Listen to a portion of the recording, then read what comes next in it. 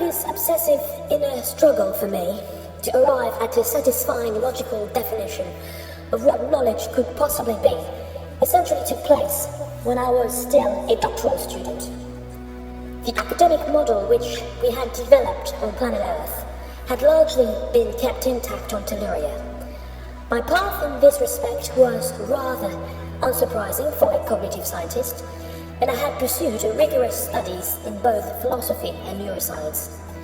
My final dissertation professor was a most admirable scholar and philosopher by the name of Henry Steinman. He had written with unsurpassed authority about the influence of Platonism on early Christian philosophy, and I had read his work with enormous interest. On our first meeting, prior to starting the preparations for the submission of my dissertation, he had said to me, "I can see that most of the work you have produced was not fully supervised by a doctoral professor. But as you seem to be a keen and committed student, I shall gladly accept to fulfill this role for you." This conversation remains to this day one of the happiest memories of my life. Upon completing my doctoral dissertation on the subject of the empirical foundation of cognition in natural science, I was very fortunate to obtain a warm letter of recommendation from Professor Steinman to start working as a collaborator at the Minsky-Shanzhou Institute of Cognitive Science.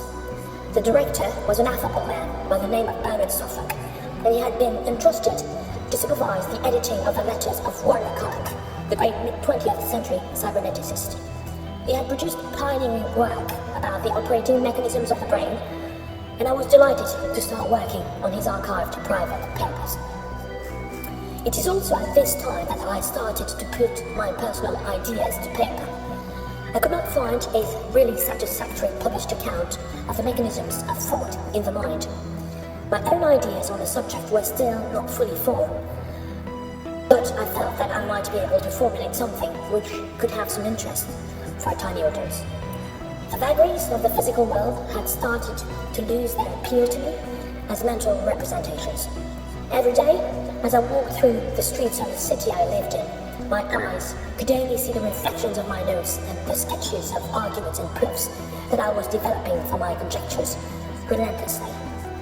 I felt that my thinking, if properly harnessed by logical, propositional measurements, could become supersensible enough to receive the content which flows from what I had begun allowing myself to believe could be thought itself.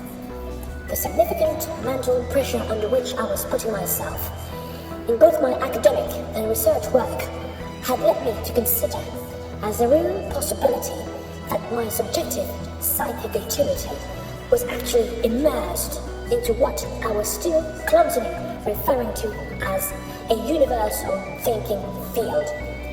I couldn't quite mentally picture it yet, but I felt that it was a direct cause and source of the intuitions which I felt were guiding my work from one discovery to the next.